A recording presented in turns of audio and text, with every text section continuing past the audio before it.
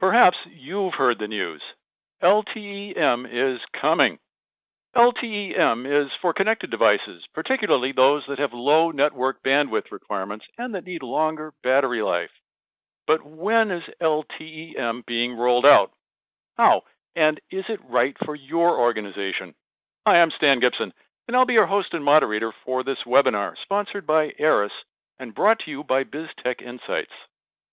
Joining me to address those questions about LTE-M is Evan Whitelock, Product Marketing Manager at Aeris. Welcome, Evan. It's great to have you here for this webinar today. Hey, thanks so much, Stan, and thanks for everybody for joining today. Great to be here. Before we begin, just a quick word about this webinar. We are live and interactive, and that means we'd like to hear from you and our audience. Here's how to participate. Should a question occur to you, just type it into the Q&A box on your screen and then click Submit. We'll do our best to answer your question during the Q&A segment. Also, this webinar features several audience poll questions. When the question appears on your screen, just select the answer that seems right to you and then click Submit. We'll tally and discuss the results instantly. To enjoy these features, we do suggest disabling your pop-up blocker.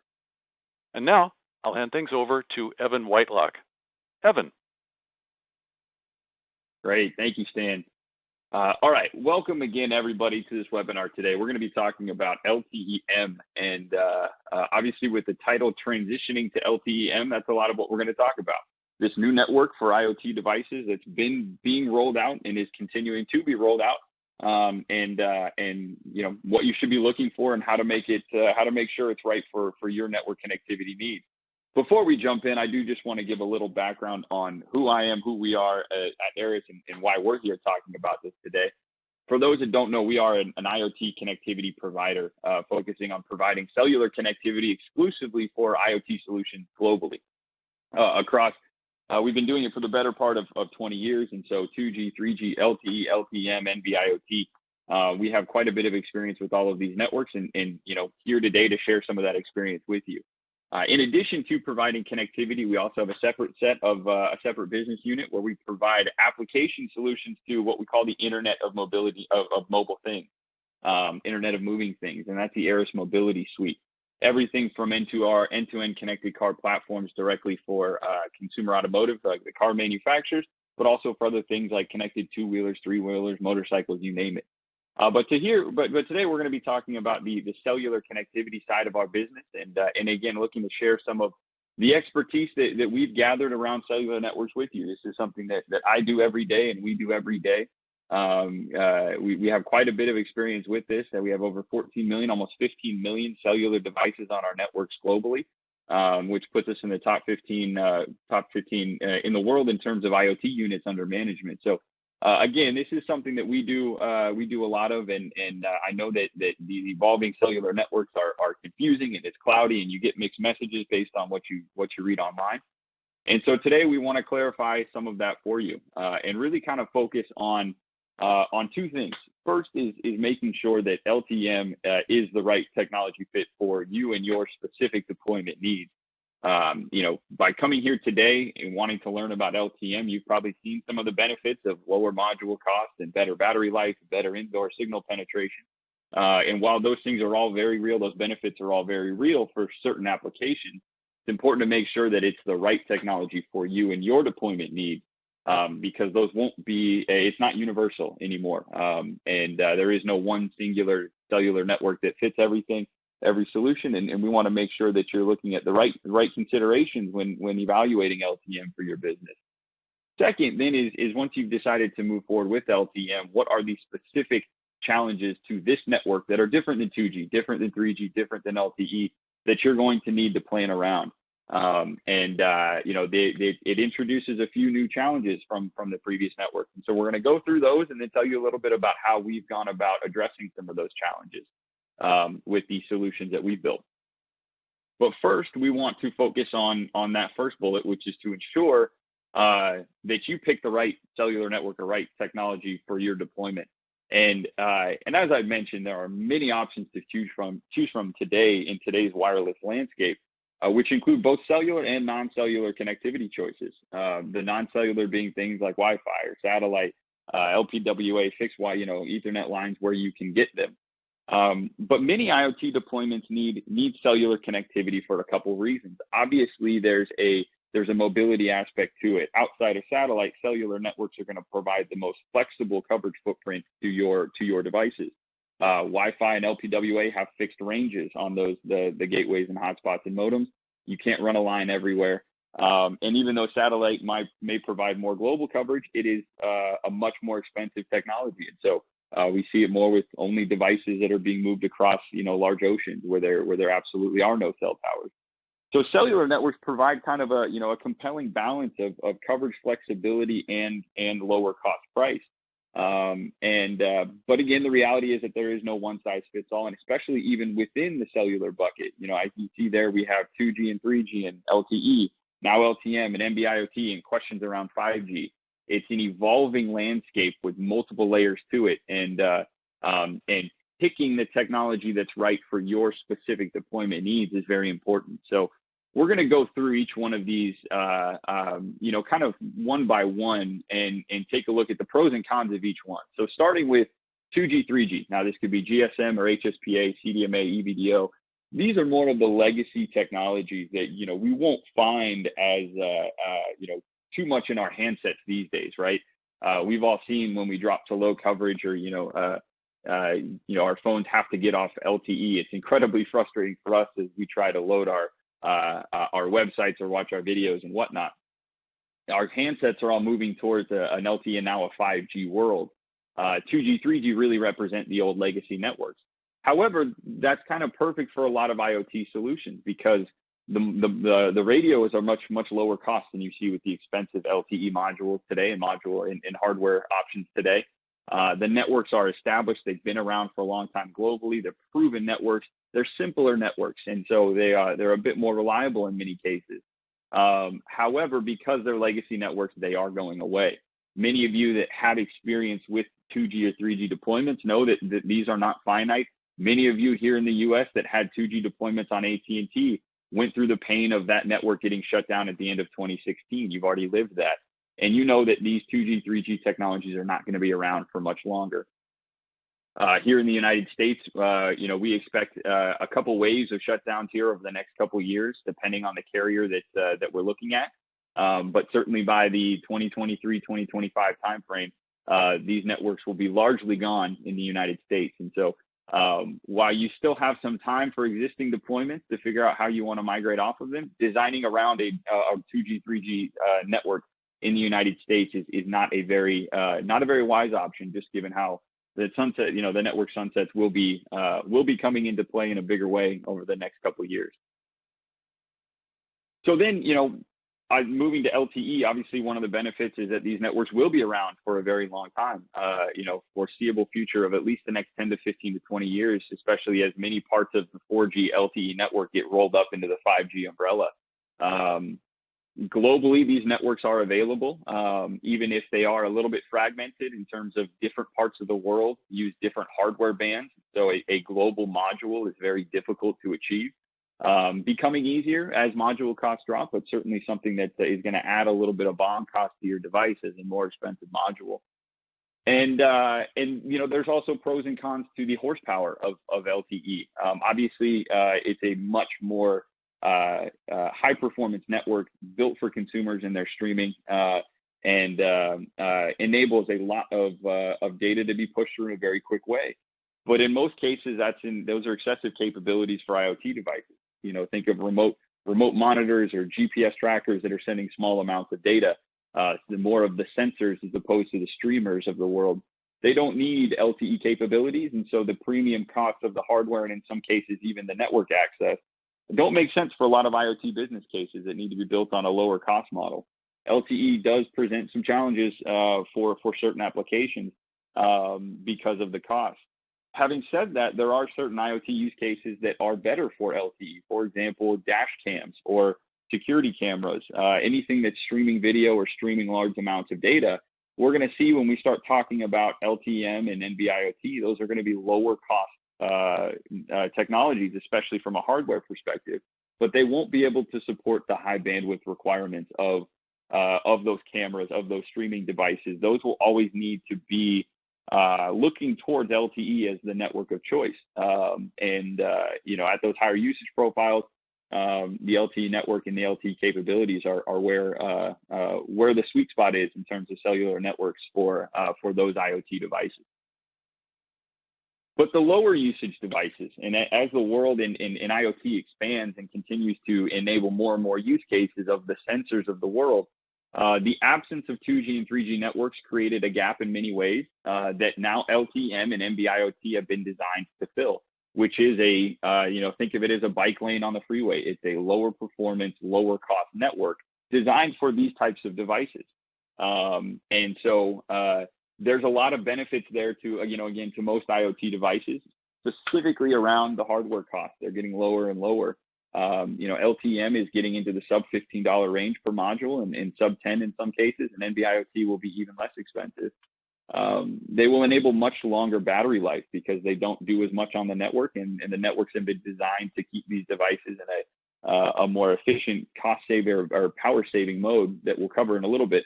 But they also have better indoor signal penetration. So those three tangible benefits of these solutions are very attractive to certain IoT deployments. And if you find yourself realizing how those could benefit your solution, then I think we're already starting to see that these networks may be a better fit for you than LTE, for example.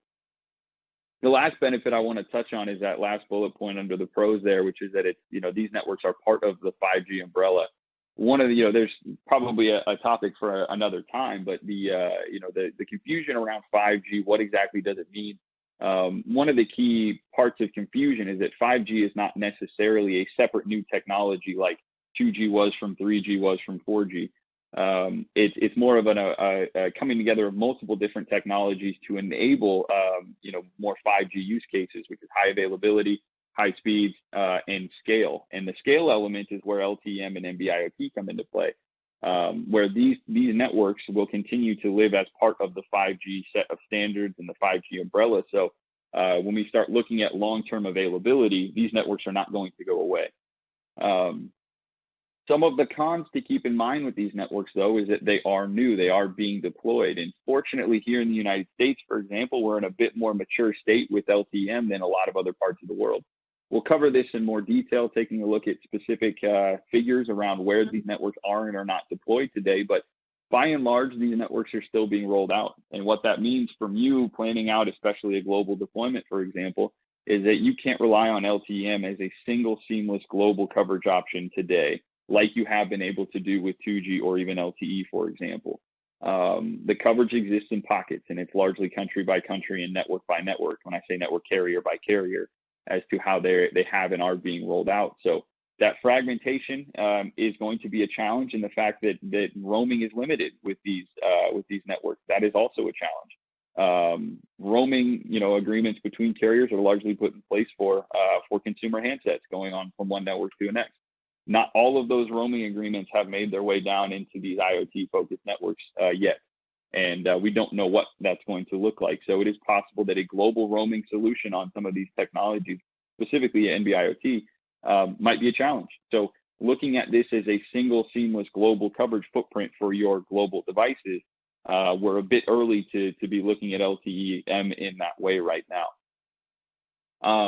We'll touch on more of these later in once we get into some of the solutions you can be thinking about. But one last note on the differences between these two networks. One of the biggest ones is mobility. LTE-M does support seamless handoff from tower to tower. So an asset tracker that is moving around the country, for example, can maintain connectivity while it's moving between different towers. NB-IoT cannot. So NB-IoT is much more for fixed use cases. As I mentioned, the module costs on LTE-M have dropped from LTE, but NB-IoT takes it a step further. Similarly with the bandwidth, LTE-M can support higher bandwidth requirements than NB-IoT, but certainly not as much as LTE-M. So you can kind of think about LTE, LTE-M, and NB-IoT as a scale of options. And the more your usage profile drops, you can go from LTE to LTE-M to NB-IoT, and you'll see the benefits of module drops there as well. But as I pointed out, there are some other considerations. It's not just as simple as what's the cheapest hardware.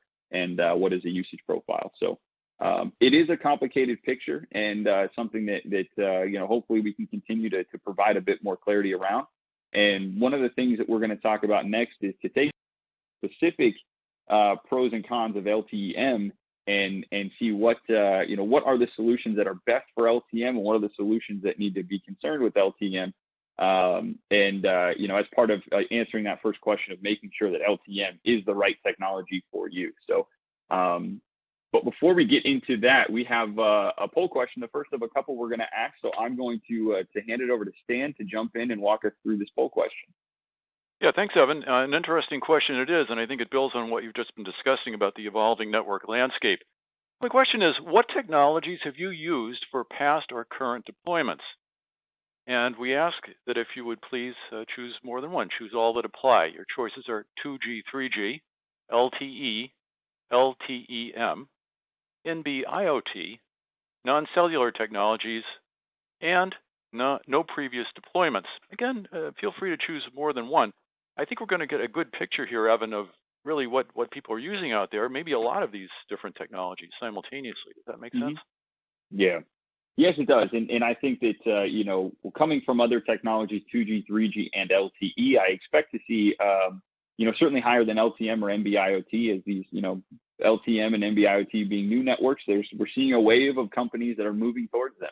And, as we all know, that doesn't happen overnight. It requires hardware changes and other changes. So coming from some of those other legacy networks, I think is a good spot to be. You come with a lot of experience of how to manage some of these networks. And so, when we go through the changes, it'll be a good kind of set of information to see how they're different. When we look at the non-cellular technologies or unconnected or no previous deployment, this is some of these more cellular nuances might be new to you, but that's good because that's something that we'll hopefully provide some clarity on. So I think we'll see a good mix though. Okay. All right. Well, I think that everyone has voted who is going to. So let's take a look at the results. Interesting. Quite a range there between 48% at LTE and NB-IoT. Just a couple of respondents there. What's your take on that, Evan? Yeah. So pretty in line with what I expected to see. The majority of those who have experience with cellular networks coming from 2G, 3G, or LTE as opposed to these, LTE-M certainly or NB-IoT. The high percentage of non-cellular technologies is interesting, and I think that that could be a couple reasons. Now LTE-M previously, when I go back to the points around LTE being a more expensive network, that didn't fit for a lot of IoT business models.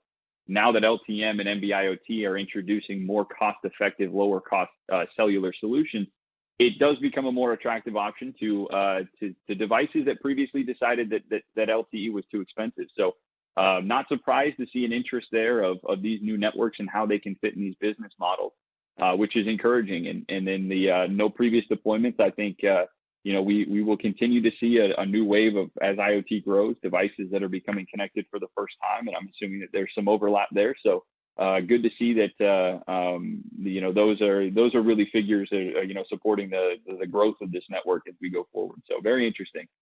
Yeah, interesting results. Yeah. Okay, great. Well, thanks everyone for taking the time to answer that. I'm going to go ahead and move us right along to the next topic, which is zooming in on LTE-M and taking a look at the factors that make LTE-M the right or the wrong network for your deployment. And we're going to break down each 5 of these that you see here on the screen. First, starting with the deployment characteristics or requirements that make LTE-M probably not the right fit for your deployment. I've touched on this a little bit, but I want to expand on it a bit more. The first being global coverage. So as I mentioned, LTE-M being a new technology, on the one hand, even the title suggests that it's very similar to LTE and therefore is going to exist where LTE networks exist.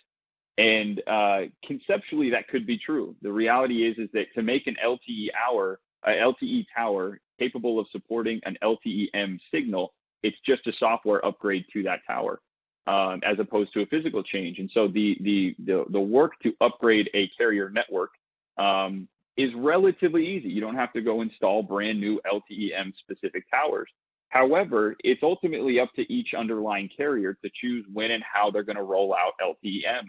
And what we're seeing is that while most carriers around the world have plans to move to enable and provide LTE-M and NB-IoT connectivity, we're not seeing that everyone is moving at the same speed or even in the same direction. For example, LTE-M is, in the United States, we see more of the networks, the top networks, having deployed LTE-M on their nationwide network, but not all of them. In other parts of the world, we see other carriers choose NB-IoT first, and they will eventually get to LTE-M is the belief, but they are not there yet today. And so, LTE-M is not at a point now where it is universally available or coverage is global because the carriers are moving at different speeds. The second thing to keep in mind here is that, this kind of underlying factor plays a lot into our IoT world, which is especially within cellular networks, that carriers by and large will make decisions promoting or focused on their consumer handset business. That's where the majority of their revenue comes from. And while these LTE-M and NB-IoT networks are going to, be part of the 5G standards umbrella, enable a large array of use cases in the IoT world and promote the scale of billions of connected devices on these networks, carriers will make a decision first on their consumer networks and then get to the IoT devices. So that's kind of what we're seeing is, rolling out 4G, rolling out the high speed capabilities of 5G, and then rolling out the LTE-M and NB-IoT solutions after that. So it's not the same urgent push, and it's not the same consistent push everywhere else in the world. And that makes the planning a global deployment rather tricky with this technology today. Again, it's not as seamlessly available as even a 2G or 3G or LTE is and has been. The coverage exists in pockets, and while it's going to get better, we're still a little ways away. High usage. We've talked about this a little bit already, but basically any devices that are going to be sending large amounts of data or streaming large amounts of data in large batches at a time will find challenges with LTE-M. And when we say large, I want to quantify that a little bit. It largely depends not so much on the cumulative monthly usage profile, but more on how big and how large each session and how much data is being sent in each session. Typically, though, what we see is that devices that are doing more than 10 to 15 to 20 megabytes a month are starting to have packet sessions that require more bandwidth capabilities than LTE-M can support. Devices that are in the monthly usage profiles in the tens or single amount in megabytes, 1 megabyte, 3 megabyte, 5 megabytes a month, are typically a better fit for LTE-M. And again, when you start getting above that, the network is just not designed to support the streaming of data. It's meant to support those lower use cases. And so you'll find far more congestion and an inability for these devices to actually push through all of that information if you are not using, if you have a high bandwidth, high usage device that you're trying to use on LTE-M. So obviously that leads into painting the picture of then what device and solution characteristics are right for LTE-M.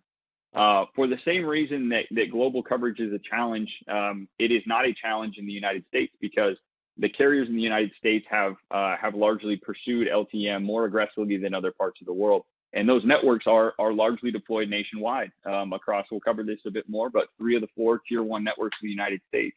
So the network coverage in the United States is there and it's reliable and it's just about at 100% LTE levels.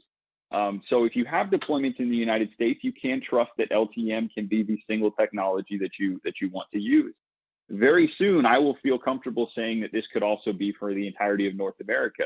Canada and Mexico have really come a long way in deploying their LTE-M networks, and we should see over the next 6 months or so that continue to improve to be almost at LTE levels. So USA and North America, if you have deployments there, then LTE-M already is going to be an option for you. Then as we talked about low usage, devices that are sending smaller transmissions, smaller packet sizes, monthly usage profiles into the 5 to 10 megabytes a month or less are a perfect fit for LTE-M.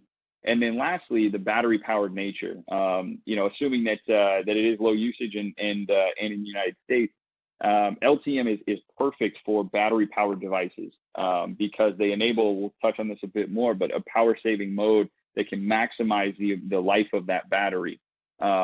Certainly can also be a fit for devices that have a plug-in to a power source, but especially for battery-powered devices, LTE-M adds a lot of benefit and should be considered a network of choice for these devices, so long as the usage requirements and the coverage requirements are aligned with the United States and the low usage profiles that I've just outlined. Again, hopefully providing some clarity here on if you find yourself checking the boxes in green here, then LTE-M should be a network that you really want to consider and really want to dive into to see how you can make it work for your deployment, because checking these boxes means that you'll have the ability to take advantage of the benefits of LTE-M, being the lower module cost, the better indoor signal penetration, and the longer battery life, which can make a huge impact on your solution. But pursuing those three benefits while trying to force a checked box with the global coverage or high usage is going to cause problems down the road for you, and is going to prevent that device from working and that solution from giving the value that you need it to, ultimately leading to an unsuccessful deployment in many places. And so half of the battle with designing a successful LTE-M solution is to understand what it's the right fit for and what it's not the right fit for, and making sure that your device, your solution requirements align with these three green bubbles here, so that you can maximize the benefits of the network. And if you do find yourself needing global coverage or needing a higher usage profile, in general, although it's going to depend on other requirements, but in general, you should be looking at LTE, just LTE, Cat 1, Cat 3 devices that are going to give you the coverage that you need, as well as the high usage capabilities that you need. And not looking at LTE-M, even though the lower module cost is certainly attractive. So picking the right technology is half of the battle, and hopefully this provided a bit more insight into what are the key things you need to make sure you're considering from a network selection standpoint. Next, what we want to get into is from a network deployment on these networks. What are the things that you need to be keeping in mind and planning around to make sure that your deployment is successful? But before we do that, I believe we have one more poll question. So I'm going to bring back in Stan to walk us through this one. Well, we do indeed, Evan. Thank you. We're going to find out the benefits that people are looking forward to most with LTE-M. And the question is, what LTE-M benefit do you find most impactful to your business? And your task here is to pick only one of the three choices: the lower module costs, better battery life, or better indoor signal penetration. Evan, all three of those are going to be very, very attractive. For me, it would be a toss-up, really, which one would be the most attractive. What do you think? Yeah, and kind of forcing you guys to pick one, because obviously for solutions that are the right fit for LTE-M, all three of these benefits make a big difference. But when we start to look at one, my expectation is a lower module cost. Certainly, hardware costs, BOM costs, and really overall cost for IoT are a big factor. I would expect that to be there. My guess second would be better battery life, but it'll be interesting to see what the breakdown is here. And again, forcing you guys to pick one so that we can see which one is the leading reason here. Right. Well, we'll give people just a few more seconds to make their choice, and don't forget to hit that submit button so we can tally the results. Well, interesting point about lower module costs. Everyone wants that, and usually when things hit a tipping point in terms of price performance, that's when you see things really take off in the marketplace. Okay, I think we're about ready to look at those results, so let's see what we have. Well, indeed. Okay, lower module cost is in first place at 42%. Better battery life second, 34%, and better indoor signal penetration, 23%. Again, Evan, all three are very, very attractive, I think. Yes, no, absolutely. And, the module cost, I think, is more of the universal benefit, battery life, obviously, for those battery-powered devices. But obviously, for 23% of the people interested here, the indoor signal penetration is a material difference and can be, especially when we look at, remote patient monitoring solutions or healthcare devices or consumer devices that spend a lot of time indoors. That can go a long way to making sure that the device is actually communicating properly. So while maybe not the dominant reason, certainly one that is really important for those types of solutions. And I think kind of highlights that, different solutions and different solution requirements are going to find different value in the LTE-M technology and the benefits that it can give. So a good mix and about in line with what I expected to see. Yeah, Evan, before we continue on, I just want to invite members of our audience to send us their questions. We want to answer as many questions as possible during the Q&A segment, which is coming up shortly. So please submit your question, type it into the Q&A box, hit the submit button, and we'll answer it if we possibly can. Back to you, Evan. Yeah, great, thanks, and good reminder. Please send any and all questions. That we're going to save some room at the end of this to go through those. So, but jumping back into the LTE-M specific challenges that we're going to see, we've touched on some of them. But what I'm going to do in this next section is not just expand on the challenge itself, but also get into some solutions to consider to help you navigate and plan around these specific challenges, which again are in many cases new than even those of you who have experience with 2G, 3G networks or LTE networks.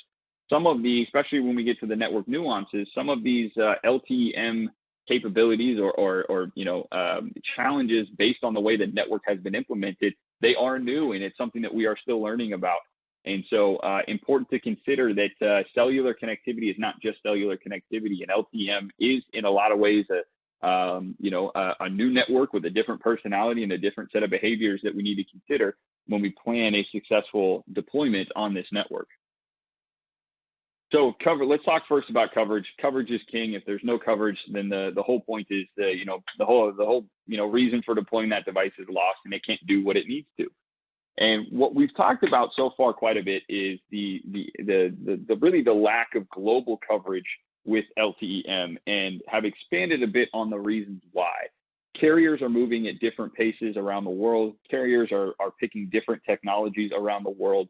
Not every country sees the same rate of both network deployment and maturity, but then also sunsets, which is part of why the 2G, 3G global landscape is a bit tricky, because different parts of the world are shutting down their networks at different paces.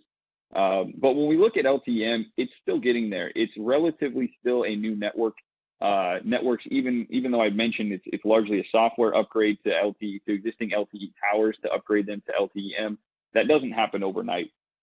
And so what we see is a fragmented global connectivity landscape where the coverage is evolving and it's continuing to grow, but we are probably still 18 to 24 months away from truly reliable global coverage. So if you want, if you have a use case that especially what was able to be accomplished with 2G networks, a seamless global connectivity solution that can go, on a global asset tracker that can connect anywhere on the same network, same technology, that as it was designed in the 2G world is going to get left in the past, and it's going to be achievable with LTE-M, but it's going to be different. There won't be the same single seamless global coverage network that we've seen, and so really LTE-M is, and what you want to think about is how can I maximize the pockets of coverage today to take advantage of those lower module costs, better battery life, better indoor signal penetration. Today, we're kind of focusing more on the use case and those of you that are deploying in the United States, although we have a poll question coming up where we're going to see exactly where people do need coverage. And if you have coverage in the United States, then, LTE-M is going to be good for you. I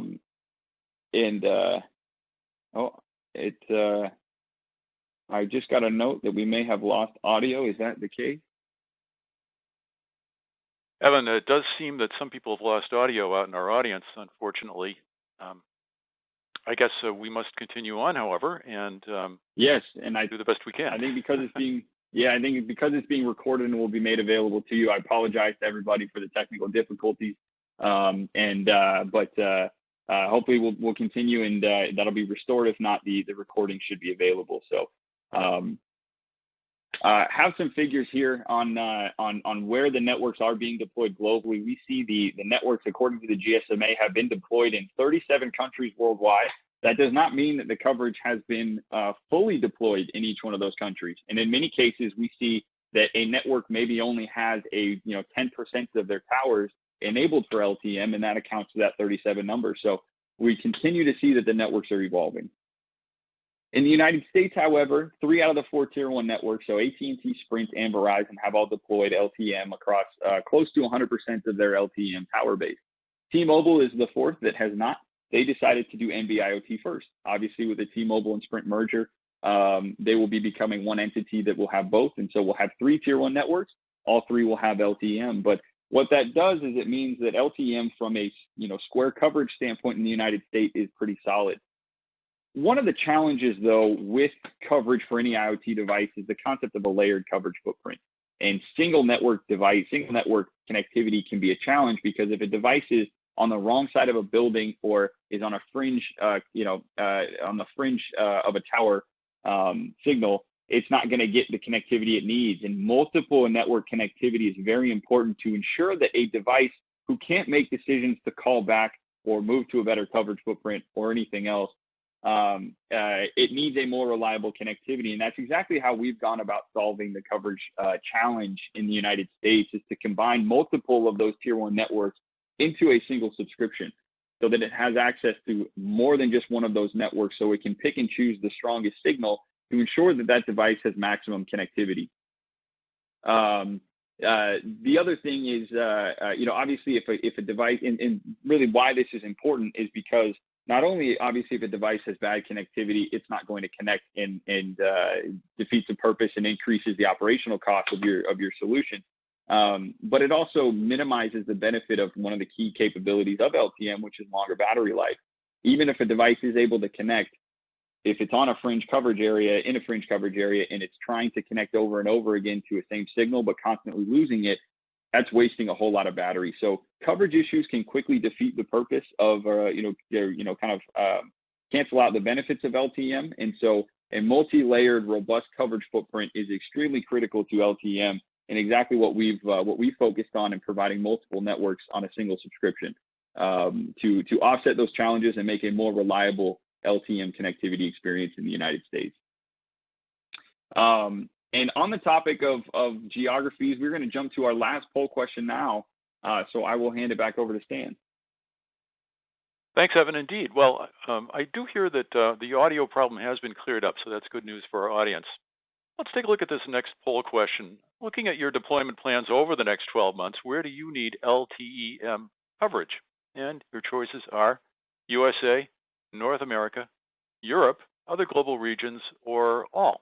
And here, I believe it's just choose one. Is that right, Evan? Or perhaps it's audience members can choose more than one. At any rate, people are making their selections. I believe. Yeah, I think if I think it's choose one, because obviously the United States and North America, that would there's a separation between the two, but yeah. Okay, very good. All right. So, well, at any rate, you mentioned that the U.S. is more advanced than other locations, and we're in the U.S. here. So one would expect that the U.S. is probably going to be first here, but nonetheless, other regions are quite important. And any thoughts about some of these other regions? Yeah, I think it's we will continue to see the need for global LTE connectivity. That's not going to go away, because for the right use cases we've talked about, it's the best network technology.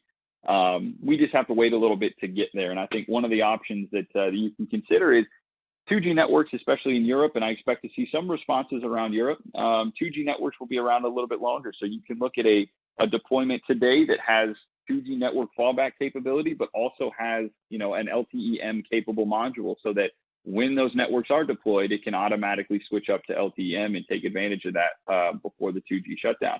That's one of the kind of patchwork options that's available in the short term for global deployments, and something that's probably a topic for another day, but certainly something we see many customers do to fill those coverage holes outside of the United States.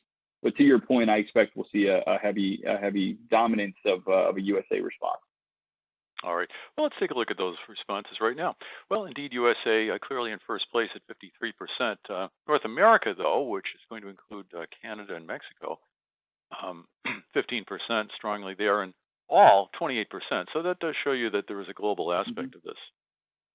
Yeah, absolutely. So, and I think part of this is a reflection of that's where the coverage is. And so those of you who have been looking into this previous to this webinar have probably seen that it's more prevalent in certain regions, specifically the U.S. Although again, that single global connectivity solution is important, and there are a lot of things moving in that direction, whether it be eSIMs or multiple subscription SIMs or the development of roaming and LTE-M network build out.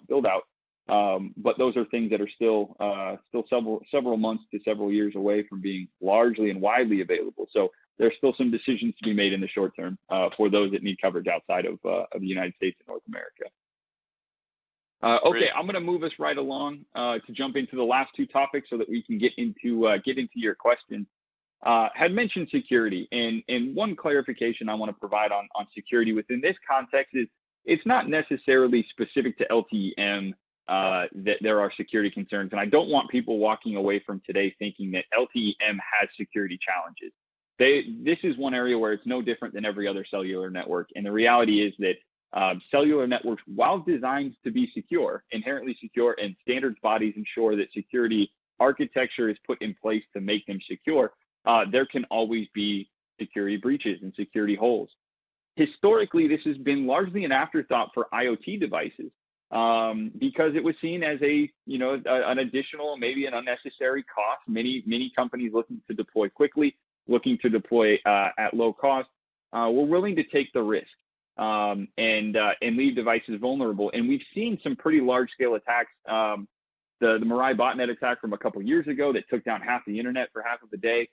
We've seen other examples of vehicles getting hacked or other IoT devices causing problems. There's a credit card issue with a large retailer in the United States a few years ago where credit card information was getting stolen from credit card readers, which are IoT devices. And so the response to that is actually moving towards a more regulated environment. And we see many examples of regulation going through both at the state and now federal level here in the United States that are all very similar and that require that devices have a couple things. First is there need to be safeguards put in place and security. There are many kind of requirements that put connectivity security at the forefront. And one of those is the ability to update a device remotely, which we're going to touch on in a second, to send down a security patch or a software fix, something like that, to close the security hole. But the big impact there is that it's now they're now setting the precedent that the government can instill penalties or inflict penalties on companies that don't prioritize security and are not compliant with those new regulations, to the extent of not just financial penalties, but also potentially restrictions on where they can sell and what they can sell that can severely impact the business. And so because of that, security needs to be at the forefront of your solution design. And, coming today to talk about the transition to LTE-M, obviously, as I had alluded to, that requires, there's more to that than just picking a new SIM card or picking a new hardware. Often requires new design cycles to launch that. And so my recommendation is to be thinking about security and how to put security safeguards in place.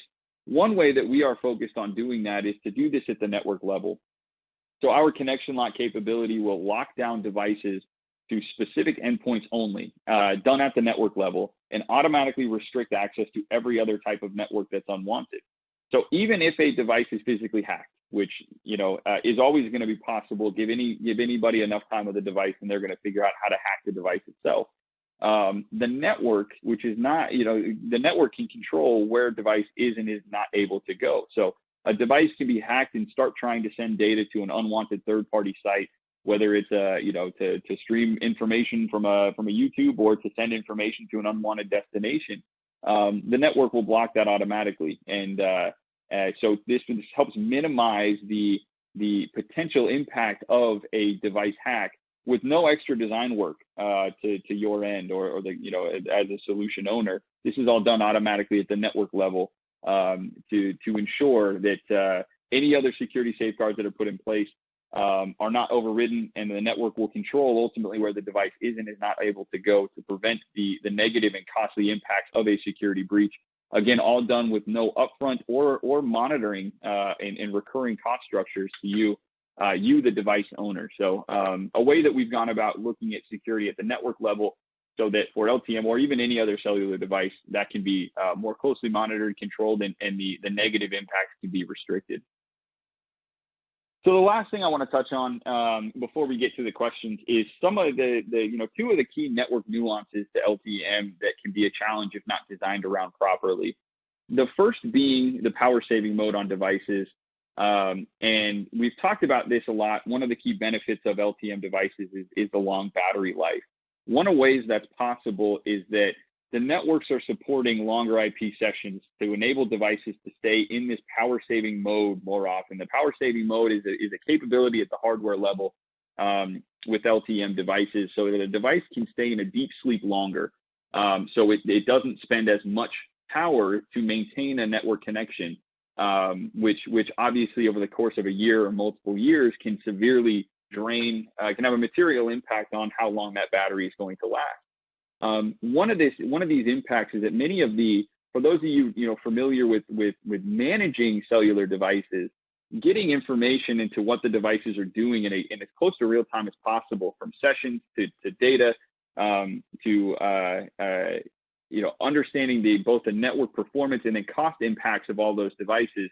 Managing devices on a cellular network can be tricky, and with these long IP sessions, sometimes, certain providers, certain platforms don't feed that information until the session is closed. And so you can go multiple days, multiple hours without getting an update on, if the device is currently in a continuous session and it's starting to send more data than it's supposed to, you may not see that until the session is closed a day later. And then you see that the device did 10 times more data than its monthly allotment or intended monthly allotment, and you will have severe overage costs from there. One of the things that we've done with the Fusion network, which is a core network that we've owned and operate, we built it ourselves and has designed it for IoT devices. We can control the session timers of LTE-M, of our LTE-M network, while also giving you real-time network visibility and network reporting and cost reporting, so that you can see when devices are starting to, you kind of get the best of both worlds of getting the real-time visibility of tracking device usage and potential cost implications, while also enabling these longer session timers in a flexible and configurable way, up to 13 days, for example, to keep devices in this power saving mode for longer to extend the battery life. So maximizing the battery life benefit of LTE-M while still giving you the control and the visibility of what those devices are doing, even in the middle of a session, is how we built out solving for the power saving mode and network timing challenge, which again is not seen in 2G world or LTE world. The last thing I want to touch on is over-the-air updates. I had mentioned in the security discussion on the last slide that as part of security regulations, you'll be required to send down updates down to a device. And one of the challenges that you're going to see with LTE-M is that the network is going to see far more network congestion than even on 2G networks, specifically for the southbound communication, which would be a remote update down to the device. This could be a firmware update, a security patch, a configuration change, whatever else it might be that you need to send down to the device. Network restricted, there would be network congestion for the southbound communication. Any given cell tower is only, LTE-M cell tower is only able to support 25 to 50 simultaneous remote downloads, so the southbound communication. If you imagine a device that's in a large metropolitan, a large urban area, there could be many devices talking to that same cell tower, competing for the ability to receive that update. If you imagine a warehouse, one of your own distribution centers where you may have 1,000 devices, if you need to send an update down to those devices at the same time, you're going to have to plan accordingly, because only 25 to 50 can simultaneously go through. So what we've done is expand the concept of real-time visibility into the device and the network to provide an OTA, a set of APIs that help orchestrate over-the-air updates, remote updates down to devices, to really take a look at which devices are network ready, which are successfully in a session or communicating on the network, which tower they're talking to. Provide that information into your over-the-air management platform system so that you can intelligently coordinate where to send the updates into which devices to try to combat against that network congestion. These are limitations at the cell tower site that are not solvable outside of expanding cell tower access. And so what we've done is try to figure out ways we can leverage connectivity awareness, intelligence at the connectivity at the network level, and then management capabilities at the platform level to give you the tools needed to navigate these in a more cost-effective and scalable way especially when you're looking at scaling to hundreds of thousands or more of these devices. The over-the-air updates will be a challenge, and leveraging network intelligence is we believe the best way to solve around that challenge. So again, it's how we've gone about building that out with our own network capabilities. And something, if you want to learn more about, please reach out to the Aeris sales team. We'll be happy to share what that can do for your solution specifically. But to summarize, hopefully today we clarified a few things for you around LTE-M, specifically what solutions is it right for? What are the right set of solution and deployment requirements that will allow you to maximize the benefit of LTE-M? Ensuring that it's the right network for you and your needs it goes a long way for making sure you'll have a successful deployment in the long run that can maximize the benefits of LTE-M. And hopefully we shed some light on some of the ways that we are going about solving some of the network challenges that LTE-M presents and that designing LTE-M presents from a coverage, security, and also network nuances level with the power saving mode and the remote update challenges. So with that, I'm going to toss it back to Stan, and we're going to go through your questions. I think that we've got a good amount coming in. So Stan, what's the first question for me? Okay. Well, the first question for you, Evan, is can you expand on the option you discussed of using 2G as a temporary fallback for LTE-M? Yes. Yes. And so glad you caught that. I talked about that when discussing one of the poll results. As we painted the picture that the networks globally are not the same, LTE-M is not available everywhere. But 2G networks are available everywhere today, by and large. Obviously, as I mentioned, in the United States, AT&T has since shut down their 2G network. Other parts of the world, certain countries in Southeast Asia have already shut down their 2G network and so forth. But when you look at Latin America, Africa, Middle East, Europe, many parts of Asia, the 2G networks are still there and will be there for the next 5 or so years. Europe, for example, the general expected sunset date is 2025. And so between then and now, those networks will still be there. While we don't necessarily recommend you design it to those networks exclusively, one of the things that we're going to see in Europe is that LTE-M will eventually be there in the countries that it's not yet. And so it is possible to deploy an LTE-M device with 2G fallback. With a SIM card that can support 2G, but then also be upgraded to LTE-M in the future, so that you can deploy that device today that is going to leverage 2G network while the 2G network is available. Then as soon as LTE-M eventually gets deployed, which will be before the 2025 timeframe, the 2G is going to go away, it can switch to LTE-M. And then when the 2G network goes away, it's irrelevant to that device because it's already on LTE-M. So using 2G as a temporary fallback is technically possible and something that is definitely doable depending on where you want to go and your hardware requirements. But something we've seen many customers do and an option that we'd be happy to help expand on further. If you are interested in that idea specifically, feel free to reach out. We'll be happy to walk you through what can be done. It's always good to have a safety net. Move ahead to the next question, Evan. When will the U.S. security regulations take effect? Mm-hmm. Yeah, great question. And so they already are starting to take effect. I believe the one in California has gone into effect this year, and many others are all very similar, but following timeframes here in the next year or two. And so really with these regulations, what we're seeing is that they are initially a set of guidelines, not necessarily a set of certifications that need to be met, but guidelines around designing security for devices. And this is all targeted specifically at connected IoT devices. But hardware requirements, application requirements, connectivity require guidelines, again, I should say, with, again, that requirement that devices need to be able to be updated remotely in an attempt to have a zero downtime if there is a security breach that can be resolved over the air immediately. And so what we're seeing is while they're not certifications, they are guidelines that they are the government has shown that they can come after you with strict penalties and financial penalties with similar concepts. For example, GDPR over in Europe and the UK and the data privacy laws there. We've already seen several organizations be be penalized heavily from a financial perspective for not adhering to those guidelines. And so here in the United States, we expect those guidelines to be enforced in a similar way. And something that we don't recommend is taken lightly, because it can have severe consequences if not properly planned around. And so especially if you are designing in a solution, you don't have much time. It's not clear what the grandfather clauses will be. And so highly recommend that regardless of the exact dates over the next year and two, when certain states' legislation will go into effect, they will become highly relevant to any devices going out, even starting today. So I consider them in effect already for all intents and purposes. Important to know.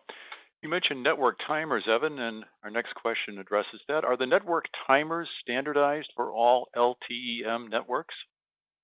Mm-hmm. Yeah, no, and the answer is not quite. There are, as part of LTE-M, there are some, standard, it's determined by standards bodies, 3GPP standards and all that.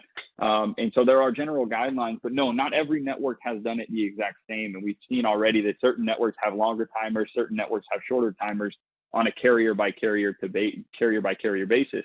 Those who have become familiar with designing around LTE-M and the specific capabilities, then have gone through some of this, have seen it, and they may have a specific desired timer that works best for their application, and that's exactly why we built our timers to be more flexible, so that they can be configurable. But no, it is not fully standardized, and different networks will see different timers, and so that is an important consideration as you look at which network provider you're evaluating. What are the network timers, and what impact will that have on your specific battery life requirement?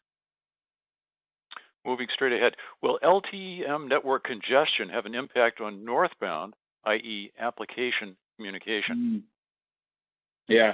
So I touched on the southbound component of that. And so the northbound side of it, no more than what we see with traditional cellular network congestion issues. And so obviously in today's world, not a lot of us are going out to crowded places and sporting events, but I think that while it feels like a million years ago at this point, if we remember to 6 to 9 to 12 months ago when we were out going to concerts and venues and crowded places, we've all experienced what it's like when we're in a crowded place and we can't get a signal through on our cell phone.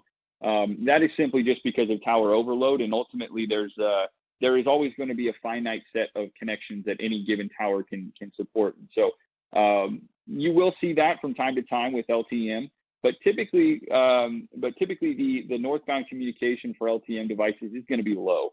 And so the competition won't be as fierce as when you or I are trying to stream something on our cell phone or as taxing. And so we don't expect to see a massive issue with northbound communication with LTE-M. And the design I had talked about, LTE-M being half duplex, which means it can only support northbound or southbound communication. They've cleared most of that for the northbound, and that's why it's going to have an impact on the southbound. But the remote updates is where we know we will see material and new network congestion challenges. The northbound won't be any different than previous cellular networks. I see. Evan, we have time for one more question. When should we expect 5G to become more relevant to IoT? Yeah, it's an interesting question and a complicated one, because it depends on the use case. As I mentioned, LTE-M and NB-IoT are both 5G technologies. So being that those networks are available today where there is coverage, where the networks have been deployed, but there are units being deployed on those networks, we can say that 5G is here, right, from that perspective. Oftentimes when we hear the term 5G, we think of the high availability, the high speed, the high performance. For certain IoT use cases, when we start getting into autonomous vehicles, for example, obviously as that industry is building out, and we're not quite there yet, it's not directly related to the lack of 5G, although certainly that's going to help accelerate it. Those solutions are going to need more of the high powered aspects of 5G. I think that we're still seeing a very expensive module for those, a general lack of availability, and the networks are still only around in pockets. So we're still probably looking at a couple years before even those right use cases can make sense of the network being built out and the module cost. But certainly for the focuses of this one with NB-IoT and LTE-M, we can say that we're there with 5G networks already. Well, that's great information, Evan. Thanks so much. That is all the time we have in this live interactive webinar. Sincere thanks to Evan Whitelock, Product Marketing Manager at Aeris, for explaining the benefits of LTE-M and how to determine whether it's right for your organization and how to begin your deployment. To download the deck for this webinar, please click on the Handouts icon on your screen. This webinar is copyright 2020 by BizTech Insights and Aeris. Presenters are solely responsible for its content. I'm Stan Gibson, and thanks for attending.